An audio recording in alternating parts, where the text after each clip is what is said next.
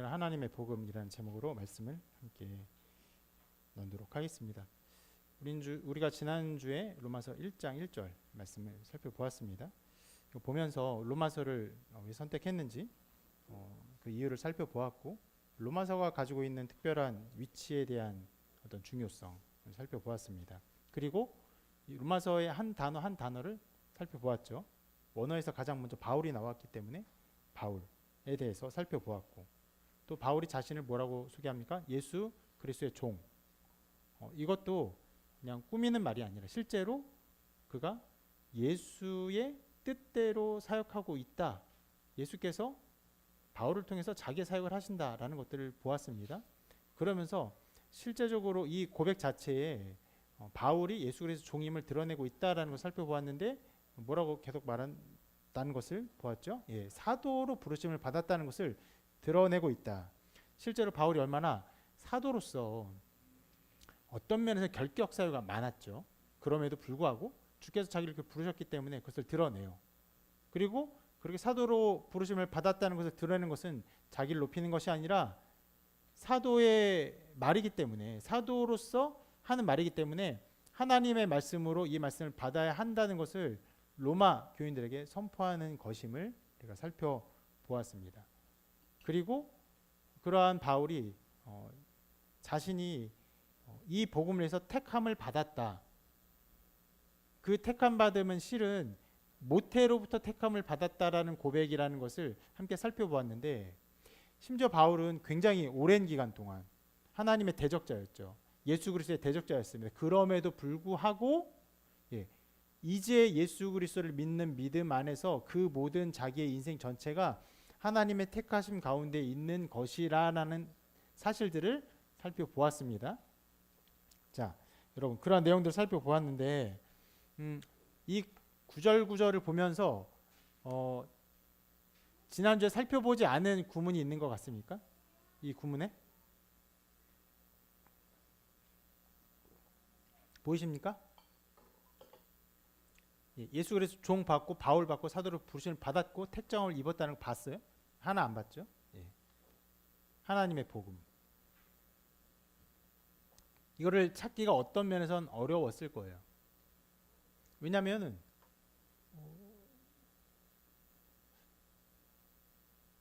어떤 면에서는 너무나 당연한 말, 흡사 이 말이 없어도 자연스러울 정도로, 뭐라고요? 예수 그리스도 바울은 사도로 부르심을 받아 택정함을 입었습니다. 이렇게 말해도 사도로 부르심을 받기 위해 택정을 받았다. 그러면 당연한 것이잖아요. 그리고 사도가 하는 말이 무엇입니까? 하나님 복음이겠죠. 그런 면에서 이것들은 너무 당연한 말인데,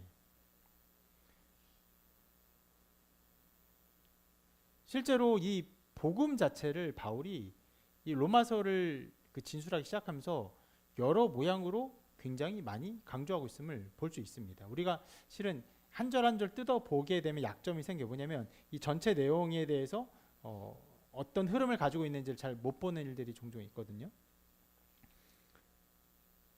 거의 서문의 그 서두의 그 어떤 종결이 한 17절, 1장 17절까지라고 말할 수 있거든요. 근데 그 안에 굉장히 여러 차례 복음을 말합니다. 자, 1절에 하나님의 복음이라고 말하고요. 곧 이어 2절에서는 이렇게 말해요. 이 복음은 하나님이 선지자를 통하여, 이렇게 하면서 복음을 또 말하죠. 그리고 9절에서도 내가 그의 아들의 복음 안에서라고 말합니다. 그리고 이어지는 15절에서 내가 너희에게 복음 전하기를 원하노라. 또 16절에서 연속해서 내가 복음을 부끄러워하지 아니하노니. 또 17절에서는 복음에는 하나님의 의가 나타나서라고 말합니다. 여러분, 이 구절들만 보아도 정말 짧은 구절 안에 바울이 얼마나 이 복음이라는 단어 자체를 많이 사용하고 있는가를 알 수 있어요.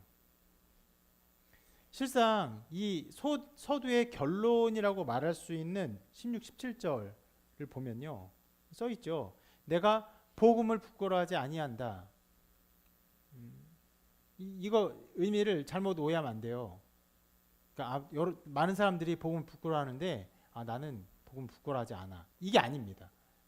그 당시의 표현법인데 그 고건법, 반대로 표현하면서 자기가 뜻하는 바를 더 강조하는 거예요. 그래서 이 의미를 더 의미 그대로 드러내어서 번역을 한다면 나는 복음을 매우 자랑한다. 나는 복음을 엄청나게 자랑한다. 라는 뜻이에요. 나는 다 부끄러운데 나는 부끄러워하지 않아. 이런 정도가 아니라 너무너무 자랑하는 게 커서 너무 자랑스러워서 이렇게 공언법으로 표현을 하는 것입니다. 나는 복음 엄청나게 자랑한다 이런 의미인 것이에요. 자, 복음이 여러 차례 강조되면서 복음 자체라는 단어가 굉장히 많이 드러나고 있는데 여러분 먼저 생각해 봅시다. 복음 이게 무엇입니까? 복음이 무슨 의미를 가지고 있습니까? 실은 이 안에 여러 가지 의미를 가지고 있는데 복된 소식, 기쁜 소식, 좋은 소식이라는 의미를 가지고 있습니다. 바울은 지금 좋은 소식을 전하는 거예요. 기쁜 소식을 전하는 거예요. 여러분, 성경에 나타난 복음, 이것이 우리에게 기쁜 소식인 이유는요, 이것이 우리에게 무엇을 행하라는 것이 아니기 때문입니다.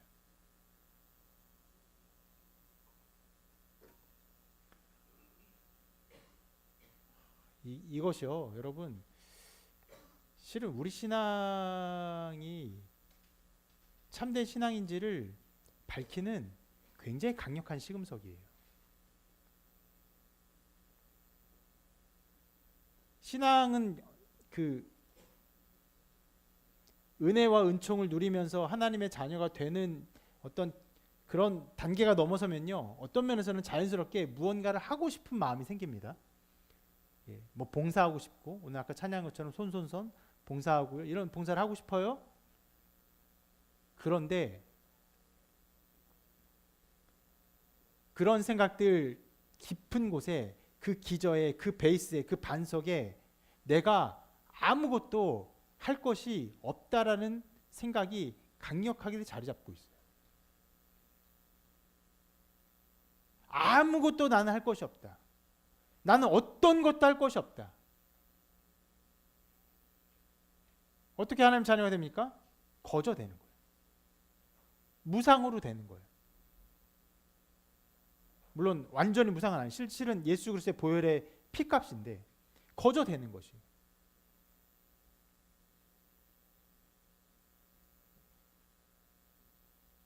이러한 개념이 우리 가운데, 신앙 가운데 아주 깊숙하게 어떻게 보면 뿌리 박습니다.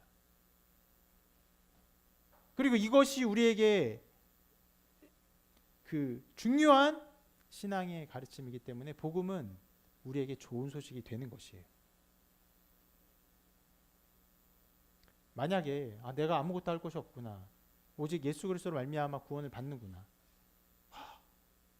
어떻게 이럴 수가 있는가, 정말 내가 아무것도 안 해도 되는 것인가? 라고 하는 의구, 너무나 거저받는 것에 대한 어떤 당혹감, 그 놀라움, 이런 것들이 전혀 없이 신앙생활하면서 그래, 내 앞으로 열심히 잘 살아야지, 앞으로 내가 힘있게 살아봐야지, 앞으로 신앙생활 성실하게 해봐야지, 이런 마음만 마음속에 생긴다고 한다면 어떤 면에서는요, 신앙의 그 첫걸음이 어딘가 잘못되어 있는 거예요.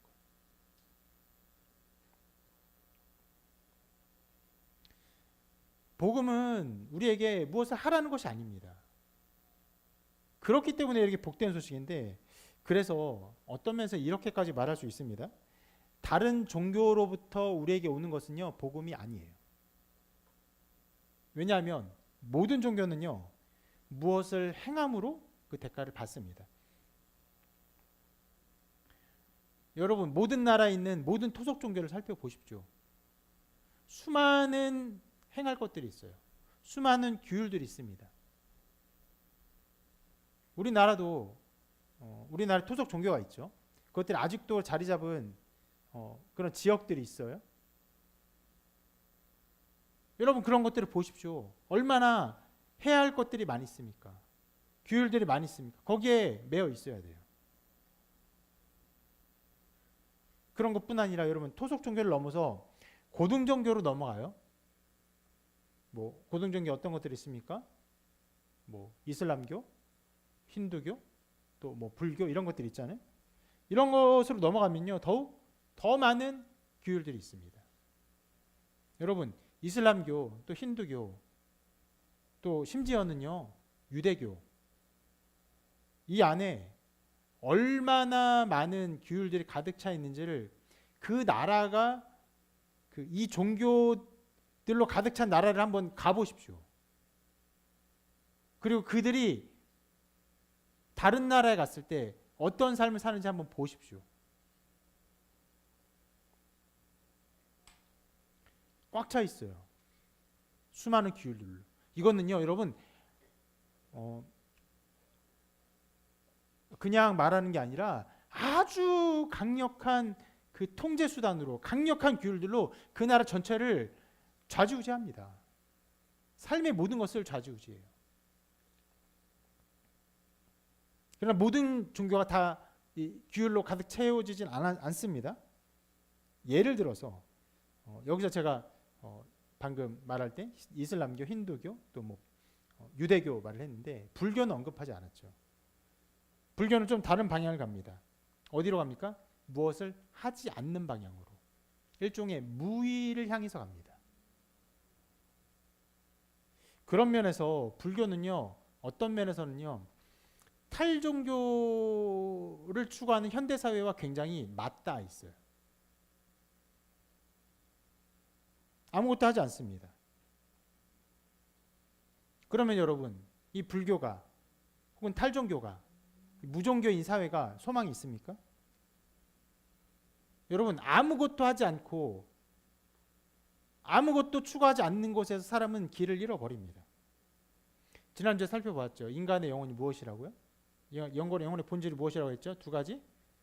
힘과 경향성. 경향성이 본질이기 때문에 경향해야 돼요. 근데 자 보세요. 불교는 경향하지 않으려 해요. 그러니까 실은 불가능한 일을 하고 있는 거예요. 이것을 해야 되는데 이것을 안 하려고 하니까 외형적으로 어떤 일을 합니까? 모든 힘을 빼는 일을 해요. 우리는 실은 정반대예요. 경향합니다. 무엇을 경향합니까? 하나님을 경향해요. 아름다움을 경향합니다. 진리를 경향해요. 그리고 어떻게 경향합니까? 온 힘을 다해서 이 경향하는 힘이 더 강해지도록 더 힘을 가지고 더 능력을 가지고 심지어 우리의 힘이 아니라 어떤 능력으로? 하나님의 능력을 경향해요. 근데 불교는 반대죠. 경향하지 않으래요. 경향하지 않는 것에 있어서 어떤 외부의 힘을 받을 수 없어요. 힘을 뺀데 어떻게 힘을 받습니까? 그래서 외형적으로 어떻게 나타납니까? 아무 것도 힘을 빼고 힘을 나타내지 않는 방향으로 힘을 쭉 뺀 형태로 그 종교가 나타나요.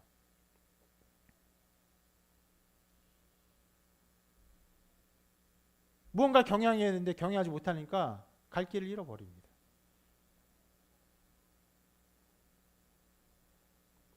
탈종교도 좀 비슷한데 탈종교도 실은 경향해도 경향하지 않아요. 그렇다고 무의를 추구하지 않습니다. 그래서 다른 것을 경외해요. 무엇을 경외합니까? 자기를 자기답게 하는, 나를 나답게 하는 무엇이요? 쾌락. 내게 만족되는 기쁨. 너 자신을 사랑해라. 여러분, 내 자신을 나답게 하는 참 나의 그 본질적인 존재는 실상 없습니다. 실은 너 자신 사랑해라는 말의 가장 핵심적인 가르침이 무엇입니까? 나의 욕구를 사랑해라. 너 욕구를 인정해라. 욕구를 인정하는 것 속에서 나의 나됨을 발견하는 거예요. 어느 정도 발견할 수 있죠. 그러나 여러분, 인간은 다 죄인이기 때문에 수많은 죄를 양산하는 자기를 발견할 수밖에 없습니다.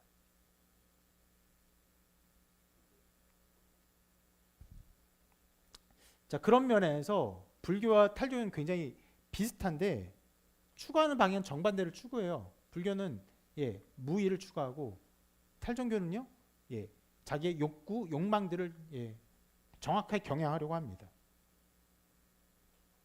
한쪽은 나의 정욕을 무시해요. 한쪽은 나의 정욕을 우상시합니다. 자, 이런 면에서 전체를 볼 때 실상 세상 모든 사람들이 또 세상 모든 종교가 어떤 것과 연관되어 있냐면 무엇을 해야 하는 것과 연관되어 있어요. 종교들은요, 다른 종교들은 이것저것을 해야 해요. 그 해야 하는 것을 통해서 무엇을 바라봅니까? 선을 바라봐요. 그것을 추구해요. 그래서 종교는 어떤 면에서 이것을 해야 한다는 것에 얽매여 있고, 탈종교 혹은 탈종과 비슷한 불교는 이것을 하지 않음으로 혹은 이것을 무시함으로 방황합니다.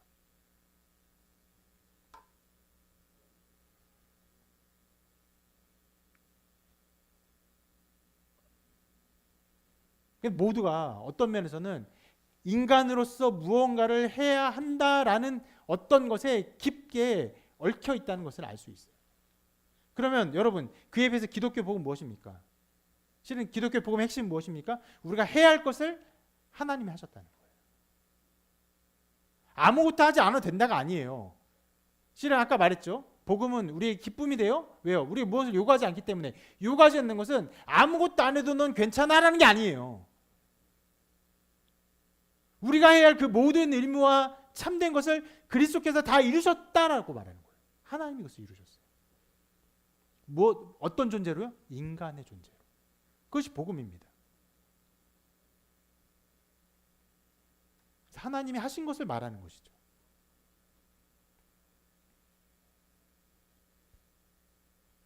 그래서 기독교는요, 무엇을 해야 한다고 말하지 않습니다.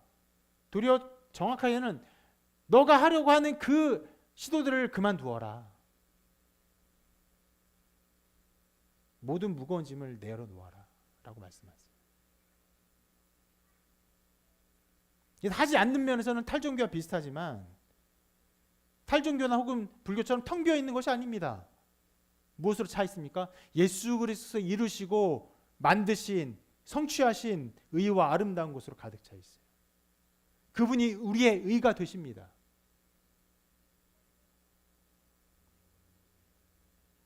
하나님이 하신 일이 인간의 어떤 것을 요구하지 않는 것입니다.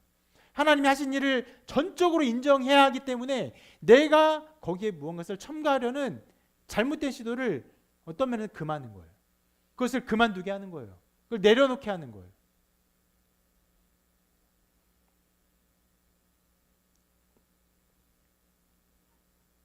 그래서 기독교는요, 다른 종교와는 크게 다릅니다.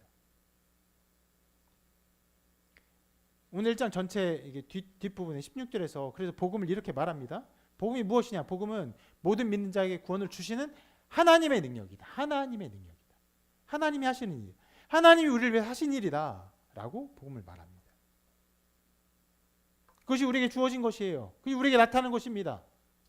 그래서 이 복음은 기쁜 것이 돼요. 즐거운 것이 돼, 행복한 것이 되는, 우리에게 좋은 소식이 되는 것입니다. 그래서 이 복음의 어떠함을 구약에서 노래할 때 실은 많은 구절들이 있지만 그 복음이 나타난 곳에서의 일들을 이렇게 노래합니다. 이 구절 같이 한번 읽어볼게요. 읽습니다. 시작. 때에 저는 자는 사슴같이 뛸 것이며 말 못하는 자의 혀는 노래하리니 이는 광야에서 물이 솟겠고 사막에서 시내가 흐를 것임이라. 네, 이런 일이 일어나요. 사슴같이 뛰는 일이 벌어집니다. 너무나 좋아서, 너무나 행복해서. 영혼이 일어나요. 죄의 사슬, 무언가를 해야 한다는 얽매인 사슬에서 벗어나서 하나님의 자녀가 되었구나. 내가 지금 하나님의 자녀가 되었구나. 내가 하나님의 자녀가 돼서 하나님이 기뻐하는 존재구나. 하나님이 나를 태초부터 작정하셨구나. 이것을 알고 기뻐합니다.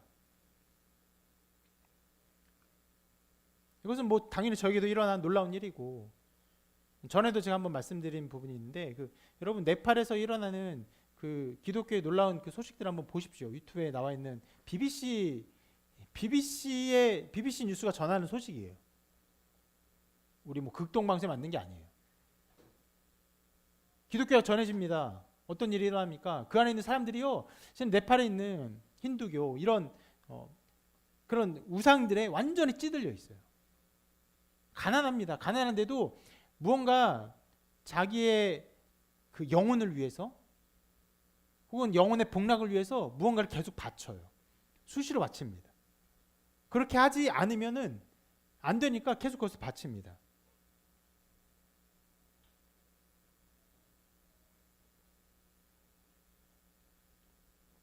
그런데 복음이 전해지고 하나님이 우리를 위해서 모든 걸 사셨다라는 이 복음이 전해지면서 사람들이 그 얽매인 것에 다 놓여요. 얼마나 기뻐하는지 몰라요. 실은 두 가지 기쁨입니다. 정말 가난한 사람이거든요. 정말 가난한데도 원래 가지고 있었던 그 적은 돈에서도 뭔가를 계속 수시로 바쳐야 되는 어떤 그 얽매인 삶. 이걸 안 돼도 되니까 얼마나 재정적인 어떤 그 복락을 누립니까? 단순히 돈 안 내 좋다 이게 아니라 실은 이것을 안 내도 하나님의 자녀가 될 수 있다는 영원한 자유를 누리니까 그 안에서 자유함으로 기뻐하는 것이에요. 엄청나게 기뻐합니다. 실제로 그런 일이 일어나요. 여러분, 그래서 자, 우리가 지금 하나님의 복음에서 복음을 말하고 있는데 복음은요 기쁜 일이에요. 그래서 이렇게 물어볼 수 있어요. 여러분에게 이 복음이 기쁜 소식이 됩니까? 정말 기쁩니까? 복음이 여러분의 행복을 좌지우지합니까?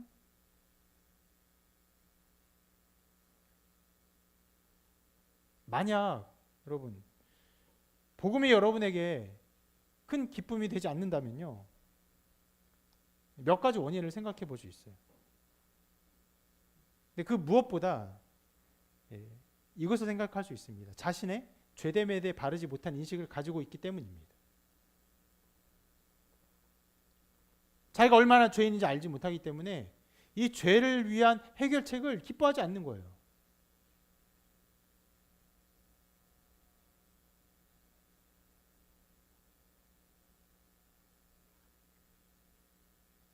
문제죠. 죄로 인해 실은 영혼이 고통하고 삶의 모든 방향이 잘못되어 있고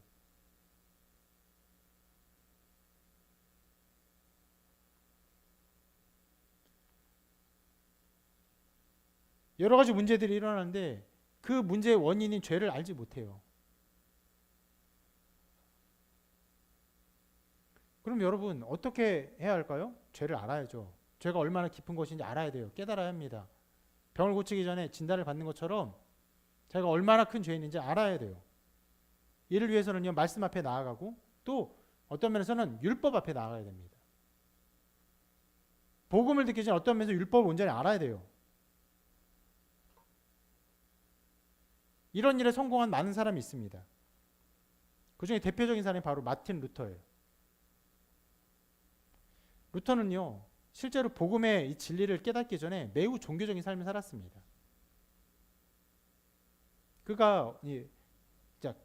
마틴 루터가 종교개혁을 일으키기 전에 실은 이 세상 전체의 어떤 종교는 카톨릭밖에 없죠. 카톨릭 안에서 신부가 되었어요. 그리고 말씀을 연구하며 살았습니다. 그런데 고통스러웠어요. 특히 오늘 본 말씀, 아까 16절 잠깐 말씀, 복음에는 하나님의 의가 나타나서 이것을 굉장히 고통스러워했어요. 마태, 마가, 누가, 요한 복음을 보면은 그 안에 하나님의 말씀이 나타났고 예수 그리스도의 가르침이 나타났는데 그 말씀을 근거해서 자기를 보면 너무나 죄인인 거예요. 욕심만 부려도 훔치는 것이고 미워하기만 해도 살인하는 것이고 양심의 고통을 너무 깊이 받았습니다. 그래서 아주 작은 죄만 지어도 계속 고해성사를 했죠. 고해성사하고 돌아가는 게 머릿속에 또 무슨 생각이 들면 꼭 또 고해성사합니다.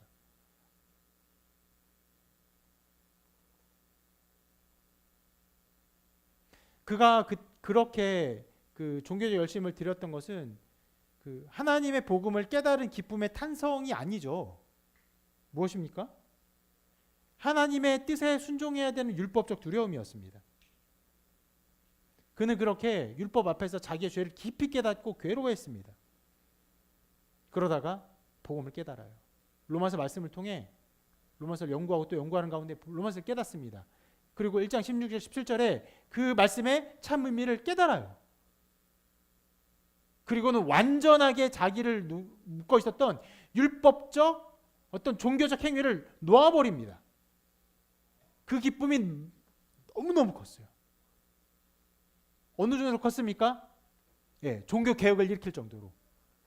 이 지구상의 전 세계의 모든 나라의 운명을 바꿔버릴 정도로 그 힘은 엄청나게 컸어요. 그것이 복음의 능력의 기쁨의 힘이었습니다.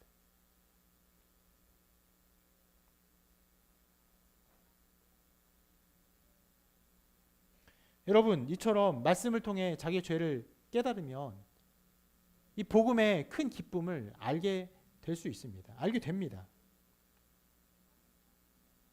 그런데 여러분, 그렇게 하려면 어떻게 해야 될까요?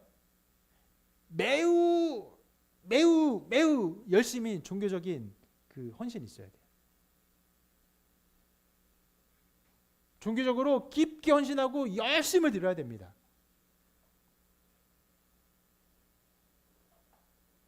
그런데 여러분, 현대 사회를 살아가면서 이런 종교적인 일에 열심을 가진 사람 찾아볼 수가 있습니까? 쉽지 않아요. 보통의 거의 모든 사람이 이런 열심을 갖고 있지 않습니다.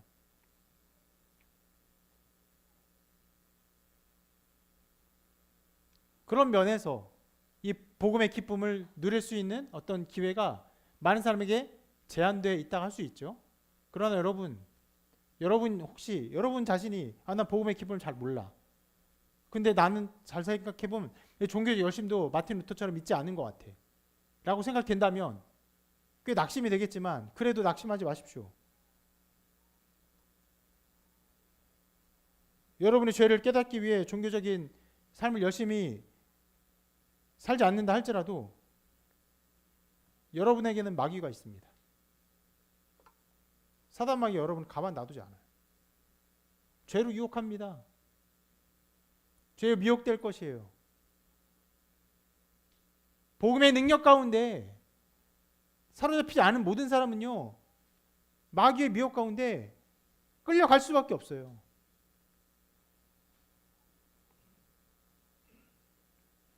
마귀가 여러분을 가만히 두지 않을 것입니다.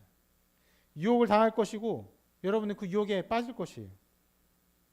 유혹에 빠지면 어떤 일이 일어납니까? 죄를 짓고 죄로 말미암은 여러 가지 죄책감, 이런 마음들을 갖게 될 거예요. 부끄러움을 느끼는 일들이 엄청나게 일어날 것이에요. 여러분, 그때 여러분이 해야 할 일이 있어요. 여러분, 그때 반드시 해야 할 일이 있습니다. 무엇입니까? 그런 부끄러움으로 말미암아 자기의 죄성을 조금이라도 더 깨달았을 때 그때에 복음을 들을 수 있는 자리에 있어야 됩니다. 그것이 여러분이 해야 할 일.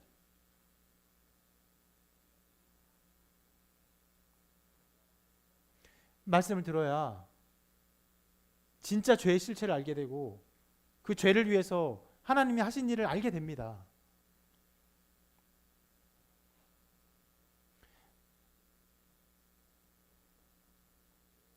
여러분, 제가 이렇게 말씀드리는 이유는요, 정말 많은 사람들이 말씀을 듣는 자리에서 떠나 있습니다. 죄의 유혹을 받아요. 여러 가지 잘못을 저지릅니다. 근데 그때 말씀을 들어야 되는데 말씀 듣는 자리 없어요. 고통스러워도 괴로워도 말씀 듣는 자리 있으면요, 깨닫는 일들이 있어요.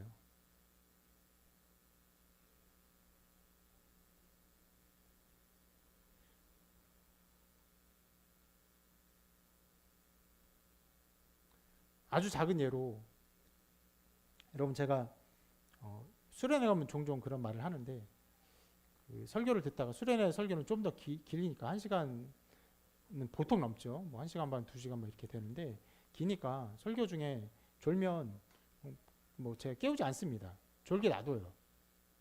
왜 놔두냐면은 졸아요. 졸다가 깹니다. 근데 앞에서는 제가 막 열정적으로 막 설교를 하고 있죠. 사람들도 꽤 많은 사람이 집중해서 설교를 듣고 있어요. 그러면 여러분 깨고 아무렇지도 않을까요? 자오는 개운하네 막 이럴까요? 아니요. 그 좋은 것이 되게 부끄러워요. 이렇게 열정적으로 예배하는 사람들이 있는데 나 혼자 그걸 못 이기고 잠자고 있는 게 되게 부끄러워요. 그리고는 갑자기 제가 설교 중에 하는 여러 말씀들, 그리고 성경 말씀 여러 번 인용하잖아요. 그런 말씀이 갑자기 마음에 훅 박힙니다. 그런 일이 일어나요. 실은 그 작은 죄책감이 말씀을 듣는 자리에서 놀랍게 사용되는 것들을 경험해요. 그 좋은 작은 죄책감마저도. 그러면 여러분 삶에 나타나는 수많은 죄들, 여러분 그것은요 실은 여러분이 복음을 깨닫게 하는 어떤 면에서는 대단히 중요한 재료라고 할 수 있어요. 그래서 여러분 어떤 면에서 신앙생활 하는 데 있어 여러분 죄를 짓지 않아야 됩니다. 여러분 죄를 멀리해야 돼요. 이렇게만 말할 수 없어요. 거듭나지 않은 사람은요 죄를 짓는 것에 끌려갈 수밖에 없어요. 여러분이 할 수 있는 최선의 일은 무엇입니까? 어떤 경우에도 말씀을 듣는 자리에 나오는 것. 전날에 무슨 일 있어요? 괴로운 일 있어요? 부끄러운 일 있어요? 도저히 교회 못 나오겠어요. 그래도 나오라고요.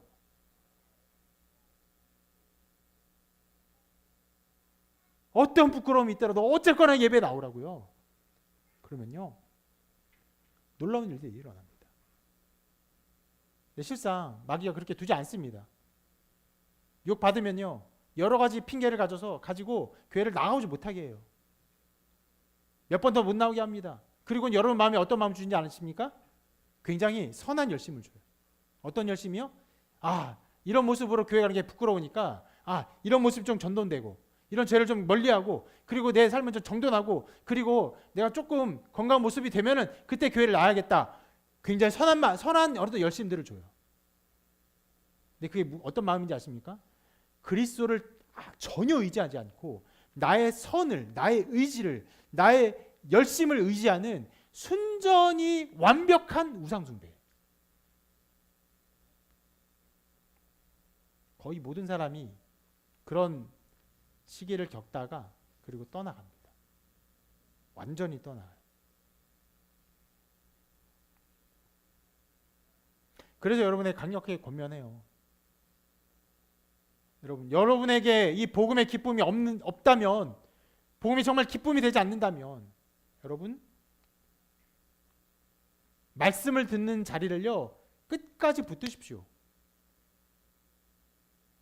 이것만은 포기하지 마십시오. 그러면 말씀이 선포되는 것을 들으면 무엇이 생깁니까? 믿음이 생겨요. 믿음이 우리를 구원케 하는 것입니다.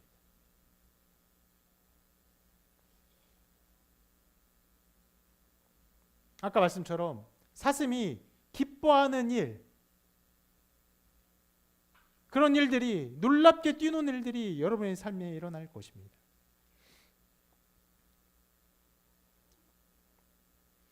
자, 그리고 계속 이제 설명을 할 텐데 바울은요 이 복음을 말하면서 그냥 복음이라고 말하지 않았죠. 아까 뭐라고 표현했습니까? 무슨 복음이라고 했죠? 네, 하나님의 복음이라고 표현하고 있습니다. 그리고 2절부터 4절까지 이 복음을 계속 설명하고 있는데 한번 말씀 같이 한번 읽어볼게요. 읽습니다. 시작. 이 복음은 하나님이 선지자들을 통하여 그의 아들에 관하여 성경에 미리 약속하신 것이라. 그의 아들에 관하여 말하면 육신으로는 다윗의 혈통에서 나셨고 성결의 영으로는 죽은 자들 가운데서 부활하사 능력으로 하나님의 아들로 선포되셨으니 곧 우리 주 예수 그리스도시니라. 자, 바울이 내가 하나님의 복음을 위하여 택정함을 입었다라고 말하면서 자, 그 다음에는 복음을 말하죠. 이 복음이 무엇이냐? 하나님이 선지자를 통하여 그의 아들에 관하여 성경에 미리 약속한 것이라. 또 그의 아들에 관하여 말하면 육신으로는 다윗의 혈통에 나셨고 성결의 영으로는 죽은 자에서 부활하사 능력으로 하나님의 아들로 선포되셨으니라고 설명합니다. 자, 1절부터 4절까지 이 복음을 말하면서 성부, 성자, 성령의 이름이 다 거론되고 있어요. 다 필요하기 때문에 거론하고 있는 것인데, 자, 이러한 어떤 진술들은요 우리의 신앙의 어떠함을 보여줍니다. 무엇이냐면 성부, 성자, 성령 하나님을 온전히 믿는 믿음, 이 삼위일체를 믿는 믿음 안에서 우리가 서 있어야 되는 것을 보여주는 것이 실은 굉장히 놀라운 신비입니다. 바울이 이 글을 쓰는 그 당시에는요 삼위일체에 대한 공교회에 합의된 어떤 결론이 없어요. 그럼에도 불구하고 이 말씀을 통해 선명하게 성부, 성자, 성령을 드러냅니다.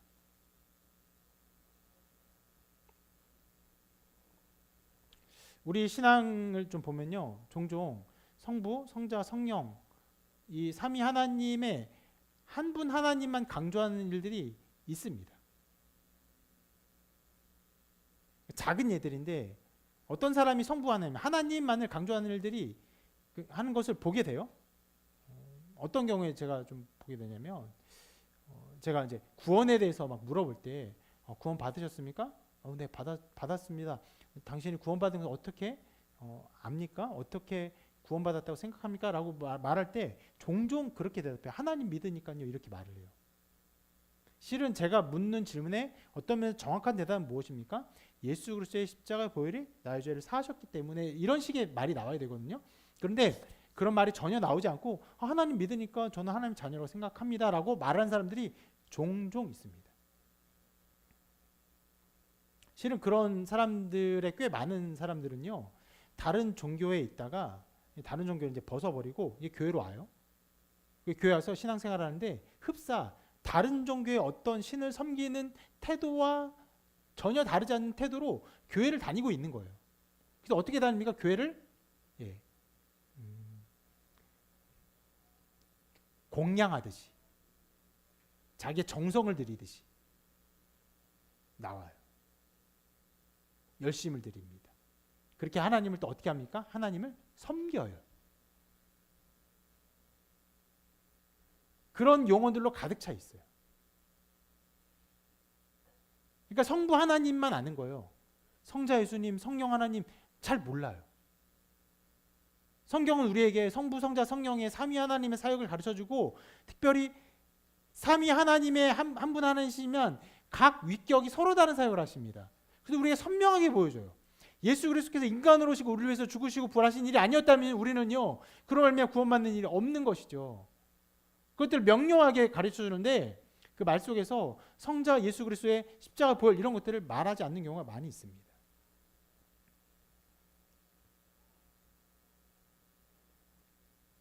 성자 예수님만을 강조하는 경우는 성부 하나님만을 강조하는 경우보다 훨씬 나아요. 적어도 이 복음을 알아요. 말할 때 성자 예수님 말합니다. 그런데 종종 성자 예수님의 그 구원을 아는데 그 성자 예수님을 보내신 성부 하나님의 영원한 작정, 영원한 계획, 그분의 영원토록 나타나신 구원의 모든 계획들, 구약으로부터 나타나신 하나님의 구원의 모든 계획들을 모르는 경우가 종종 있어요. 그래서 우리가 앞으로도 계속 살펴볼 예정입니다. 로마서 그것을 계속 드러내요.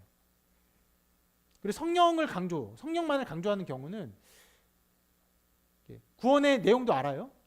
구원의 어떤 내용 듣습니다. 그런데 그 자기에게 나타난 성령의 어떤 역사들, 성령의 일들, 가시적인 어떤 성령의 그 은사들 여기에 심취하는 경우가 있어요. 그럴 때 성령을 막 강조해요. 뭐 방언을 강조하다든가 병고침을 강조하다든가 어떤 놀라운 어떤 그 이상한 일들, 말로는 설명할 수 없는 이적과 기적들을 막 이렇게 집중합니다. 여러분 이렇게 우리 인생에 신앙인의 인생 여러 모양으로 서로 이렇게 막 성부, 성자, 성령 이렇게 한 분 하나님만을 한 위격 하나님만을 강조하는 일들이 있는데 성경은 언제나 성부, 성자, 성령 하나님의 삼위 하나님 사역을 강조하고 있음을 기억해야 됩니다. 그리고 그것을 드러내면서 언제나 지금 로마서도 그렇지만 가장 먼저 강조되고 드러나는 것은 무엇입니까? 성부 하나님이에요. 오늘 말씀에도요, 예수 그리스도를 많이 설명해요. 그럼에도 불구하고 뭐라고 말합니까? 하나님의 복음. 하나님의 복음을 위해 택정함을 입었다라고 말합니다.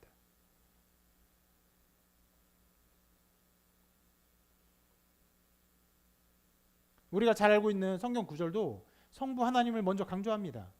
여러분, 기독교 복음의 가장 유명한 구절이 어디입니까?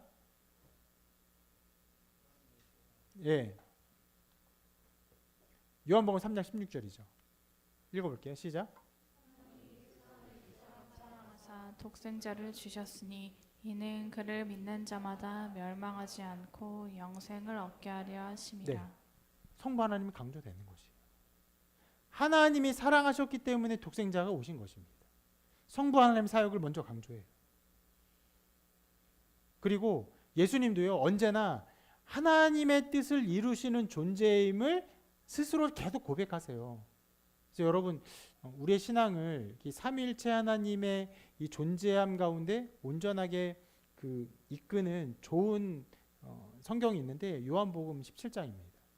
요한 17장에 뭐가 나왔습니까? 예수님의 기도가 나왔어요. 예수님의 기도가 그 장처럼 길게 기록된 곳이 없습니다.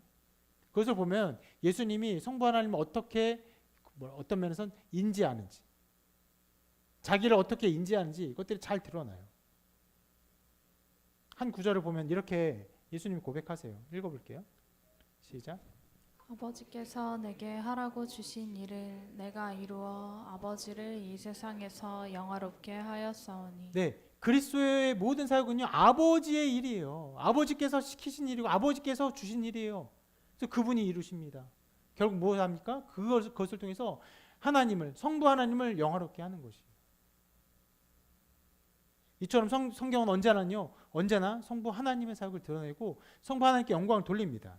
그래서 여러분, 여기서 한 가지 이런 생각을, 또 이런 부분을 생각해야 되는데, 우리가 받는 구원을 생각할 때 가장 먼저 가져야 되는 생각은요, 바로 성부와 성부의 그 영광에 대해서입니다.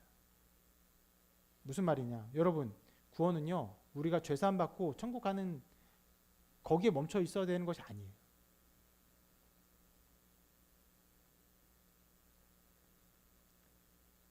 구원은 무엇입니까? 세상을 창조하시고 우리를 창조하시고 또 우리를 구원하신 하나님께, 이 모든 것의 근원 되신 그 하나님께 그분이 받아 마땅한 영광을 돌리는 것.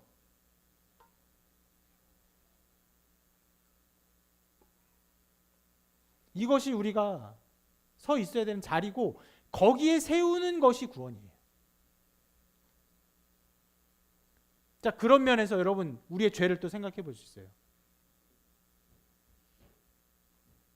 여러분, 죄가 무엇입니까?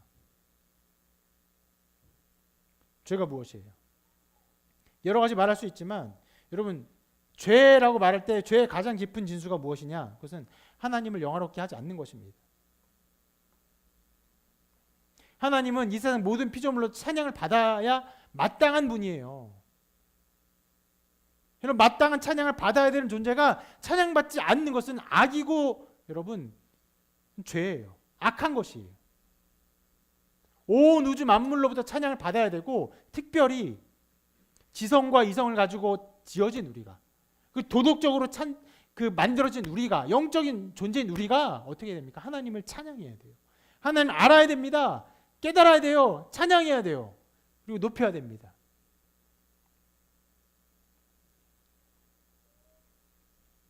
그런데 그렇게 하지 않아요. 하나님 찬양하지 않고, 하나님 찬양하도록 만들어진 인간의 존재가 어떻게 됩니까? 하나님을 몰라요. 냉랭해요.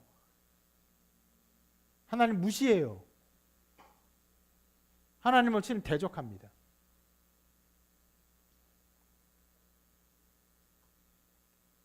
그것은 어떤 것보다 악한 일입니다.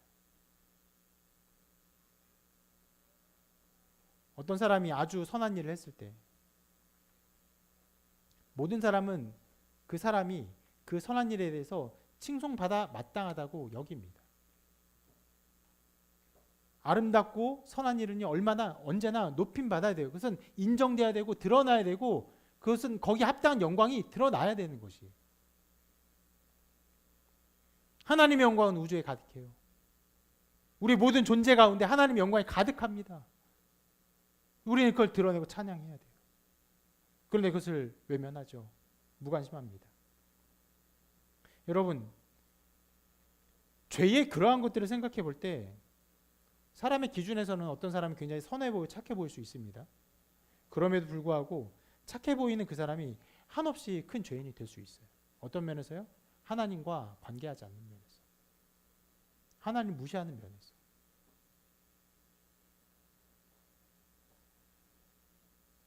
특별한 죄를 저지른 것은 아니에요. 그런데 하나님 받아봤다는 영광을 돌리지 아니함으로 그는 큰 죄를 저지르고 있는 것입니다.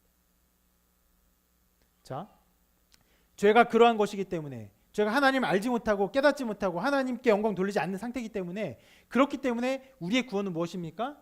그러한 상태에서의 구원, 하나님을 영화롭게 하는 상태와 그 조건으로 인도되는 것입니다. 어떤 것이에요? 하나님을 기뻐하는 것, 하나님의 아름다움을 아는 것, 그것을 인정하는 것, 그것을 즐거워하는 것, 그 기쁨을 누리는 것, 이것이 구원인 것이.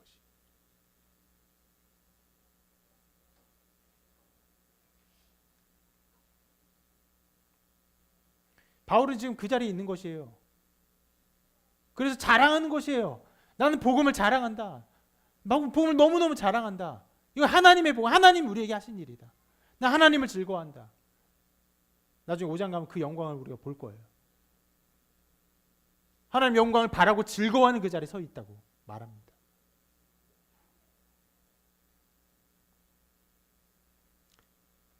그러한 복음을 말하면서 가장 먼저 성부 하나님을 드러내고 있고, 그리고 아까 보신 구절처럼 그 다음으로 성자 예수님이 나와요. 두 번째로 옵니다. 언제나 그래요. 그리고 그 이후에 뭐가 나옵니까? 세 번째로 성자가 나타나시죠. 여러분, 여기서 우리는 성경이 삼위일체 하나님에 대해서 언급하는 방식을 잠깐 살펴보고 오늘 말씀을 마치려고 합니다. 삼일체는요, 기독교의 신앙의 핵심입니다. 이것은요, 여러분, 우리 각 개인의 어떤 신앙뿐 아니라 이 사회의 어떠함을 가로지르는 핵심이기도 해요. 오늘 아침에도 수많은 이단들이 이렇게 왔다 갔다 하는 것을 보면서 이 교회에 왔어요. 검은 바지 입고 흰 옷 입고, 정말 수많은 사람들이 그 이단에 빠져가지고, 제가 어떤 이단 말하는지 아시죠? 네. 신천지, 여러분, 무엇이 잘못됩니까? 무엇이 잘못된 것이? 그들이 삼위일체가 잘못된 것이. 삼위일체 하나님에 대한 모든 인식과 가르침이 다 깨졌어요. 그렇기 때문에 그들이 그렇게 되는 거예요. 최근에 뉴스에서 또 그 고발하고 있는 어떤 종교인이 있습니다. 허경영. 여러분, 그 사람이 막 정치계 막 뭐 재밌는 이슈를 막 내고 막 이러잖아요. 그런데 지난 선거 때 그 재산 신고한 것이 그 전보다 엄청나게 늘었어요. 정말 몇백억 신고했어요. 알고 보니까 삼위일체 하나님에 대한 잘못된 가르침을 가지고 자기를 재림 예수라고 말하는 거예요. 그러면서 한 번 기도받는데 100만 원, 뭐 한 번 하는데 200만 원, 뭐 한 번 하는데 1000만 원, 거기 모인 사람이 뭐 몇백 명, 몇천 명 하니까 그게 몇백억이 돼버리는 거예요. 쉽게 그 사람이 얼마나 많은 돈을 쌓을 수 있었는지 그 방법과 그 금액이 다 추산이 되는 거예요. 그리고 뉴스가 고발하고 있어요.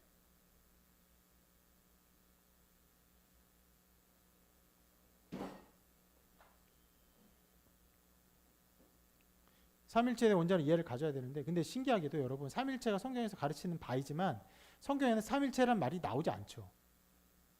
삼일체는 용어가 없습니다.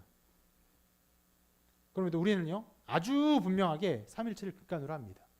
성부, 성자, 성령, 삼위 하나님 믿어요.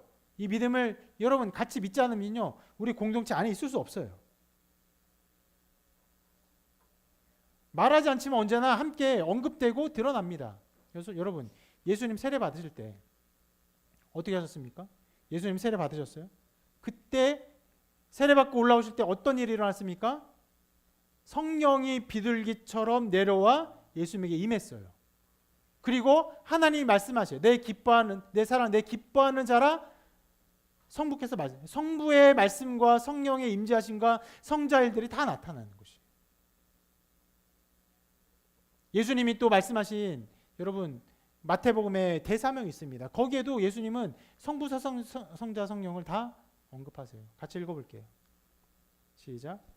예수께서 나와 말씀하여 이르시되 하늘과 땅의 모든 권세를 내게 주셨으니 그러므로 너희는 가서 모든 민족을 제자로 삼아 아버지와 아들과 성령의 이름으로 세례를 베풀고 내가 너희에게 분부한 모든 것을 가르쳐 지키게 하라.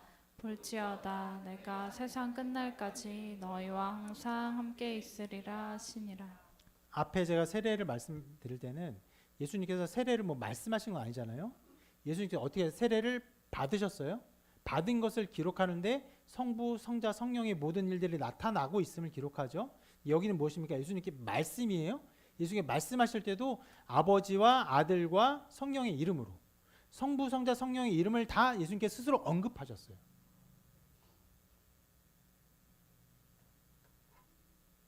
그리고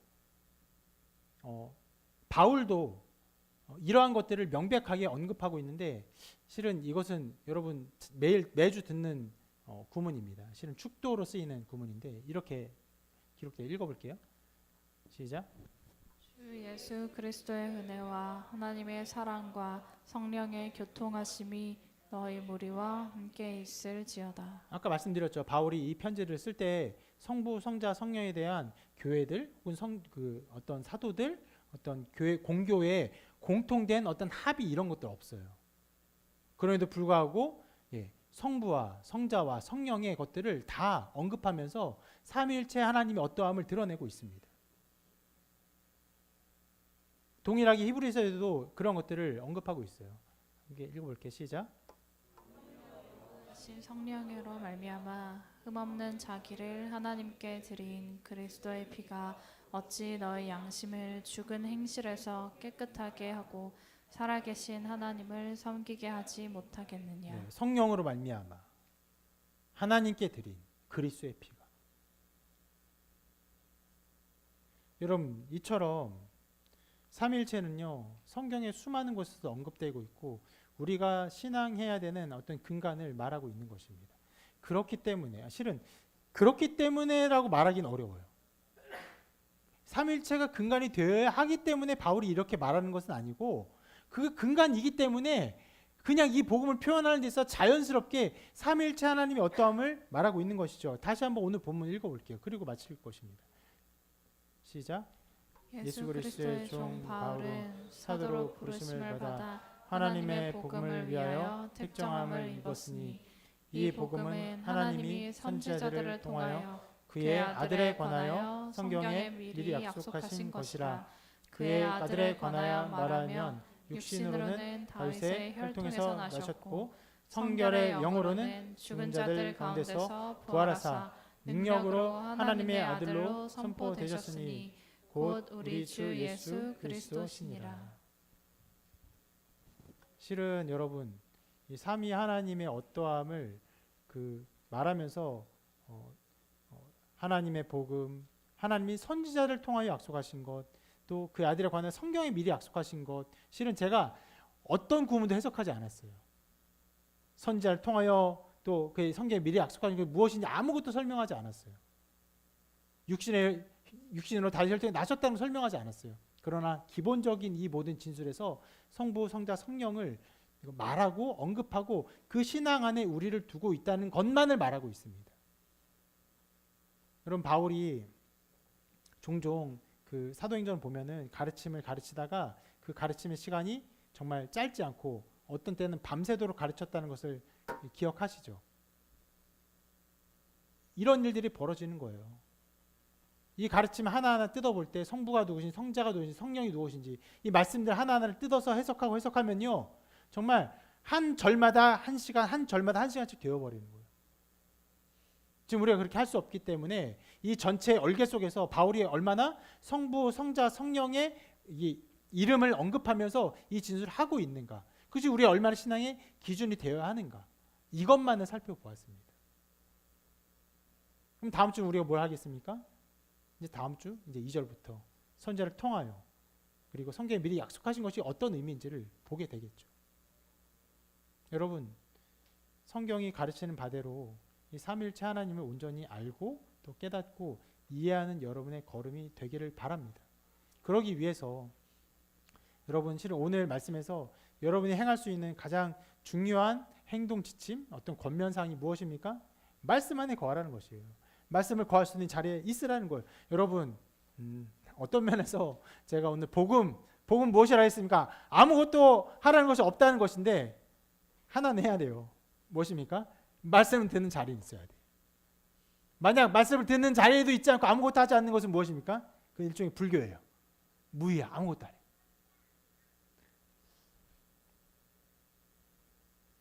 뭔가 느껴지나 이게 이래 있는 거예요. 절대 그런 일 없어요. 아무것도 느낄 수 없어요. 하나님이 하신 일을 들으면서 그러면서 우리가 하지 않아요. 하나님이 하신 일을 우리가 들으면서 그것을 기뻐하는 자리에 있어야 합니다. 계속 듣고 실은 오늘 어려운 말씀이었고 삼위 하나님이 어떠함을 자세히 가르친 것도 아니었기 때문에 자세히 가르치면 더 쉽거든요. 더 어려우니까 실은 많은 사람들이 뒤로 낙오했습니다. 낙오했어요.